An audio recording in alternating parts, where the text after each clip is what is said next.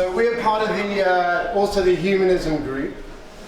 So you'll be delighted to know that what we propose has got nothing to do with technology at all, and it's free to all. We first of all started talking about rebranding the term humanism. We decided it sounded a little bit hippie-ish, not engaging, vague, unclear. So what we've decided to do, here's a little bit of context first of all. This diagram, and this applies to everyone in the room. In this pie chart, in the green, this is what I know. This applies to all of you. I know that I am at a splendid event hosted by good friends called Propeller at Tempelhof. This is what I know I don't know. I know that I'm not a neurosurgeon and should not be trusted with scalpels under any circumstances. I know that I don't know how to farm, but I might be interested in learning about it.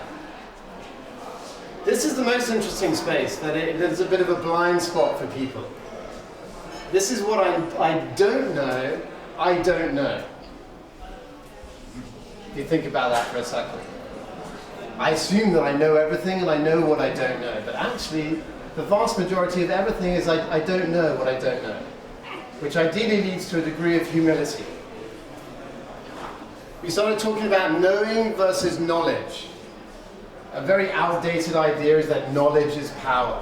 The idea that you can abuse other people because you know more than anyone. Actually, you can access knowledge at any time. You don't need any special skills or any university degree. What we decided is much more important is what you know. And the only way that you can know something truly is through direct experience. You have to go through the experience. You don't listen to the media, listen to your friend's opinion or your father's opinion. This war was a good idea. Drinking this beer is better than the other one. You try the beer, you go fight a war, then you know. And you can make your own opinion. So we came up with a passport. Oh, more context. In Tibetan Buddhism, there are 3 root poisons that affect everybody. They're anger, self-doubt, and attachment. Attachment to goals, people, outcomes, desires, whatever. So we decided to come up with a passport. This is your passport to true self-awareness. This isn't serious, guys, by the way. You can I like it. We're just hanging on everyone. All right, this is serious? This is very serious. But we are not solemn people. This is a 7. Thank you. This is a 7 steps to true self-awareness. You get your passport. You go through the seven steps. You don't get your passport unless you go through the 7 steps. And rather than steps, we decided there's not enough rituals in people's lives, direct experiences that mark an event or a learning. And these things are not called rituals, they're called real chores. Only a German person with a good understanding of English could have come up with this word, by the way. And that was not me. So 7 real chores of to become a knowing human through risk-embracing gamification. So I'm going to tell you what the 7 are. We recommend this for everyone. The first important real chore to go through is birth. I'm a guy, that's never really going to happen. But what I could do is help an animal give birth. Really understand what it is to give birth. It's kind of gross and wet, apparently. The next one is death, particularly in the West, by which I mean North America and Europe. Death is taboo. We understand that we're going to die, but we don't have a tangible experience of death. We think we can learn from some ancient cultures here. Our recommendation is that everyone goes through the process of washing a dead body. You're full of shit. Says who? I'll see you afterwards.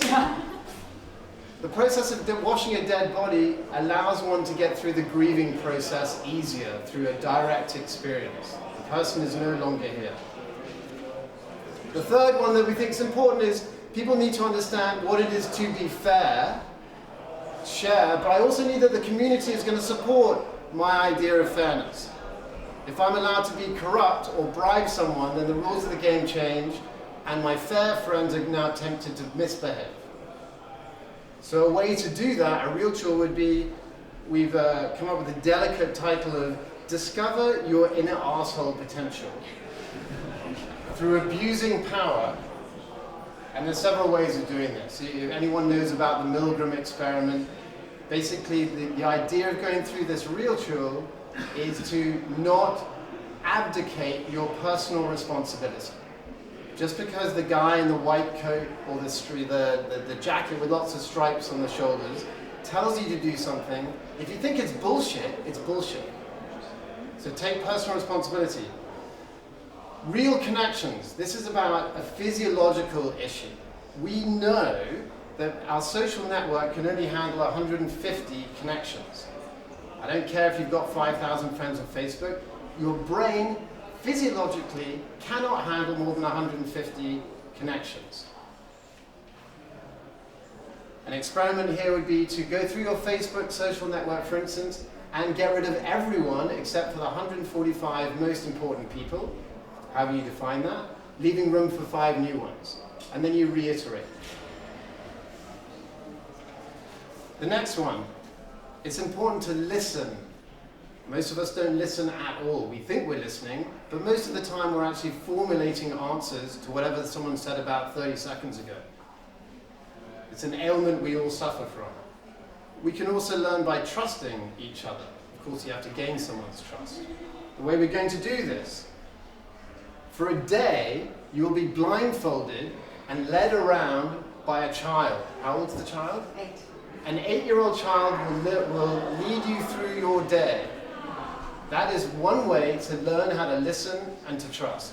By the way, you give an 8-year-old the opportunity to do this, they automatically, inherently understand that they're in a position of power and responsibility, and will focus on that task. The next one, taking personal responsibility through action. The way we do this is we'd encourage people to come together for a couple of months. You will design and build a house, you will decorate it, you will live in it, and then you'll give it away. The last one, people need to learn how to be without distraction. A way to do this, we took something that already exists, a Vipassana meditation retreat. It requires you to sit on a cushion for 10 days and deal with your own shit. The first 3 or 4 days, all your own shit comes up. You're not allowed to talk to anyone, interact with anyone, and then once that disappears, it is painful. You then have 4 or 5 days to learn how to be. Now the bit that I forgot to add here is that as it relates to these 3 root poisons, which we all suffer from, self-doubt, anger, and attachment, each of the 7 things that I've just listed, at least 2 of these things are applied. So being, self-doubt. I'm never going to be able to get through this experience. You'll experience that for at least 4 or 5 days. You will become angry at yourself and others. And you're attached to all of your distractions. Right? So there's an application to all of these. I'm aware that I'm going long, but just to be clear, birth relates to, as I go back to my appendix, which we didn't put in here. If you'd like to find out more about which of these three, okay, you know what? I'm going to go through them. Louisa is going to tell us which ones apply to which. You can just guess and then... Birth. Self-doubt, because you don't know whether or not you can get through the experience. It's kind of gross and icky and nasty. And attachment, you're attached to this idea that the thing that you're helping give birth to will either live or die. One. Death, washing your body. Again, self-doubt. It's a massive taboo for most of us. Anger at the fact that we all die and you're witnessing it.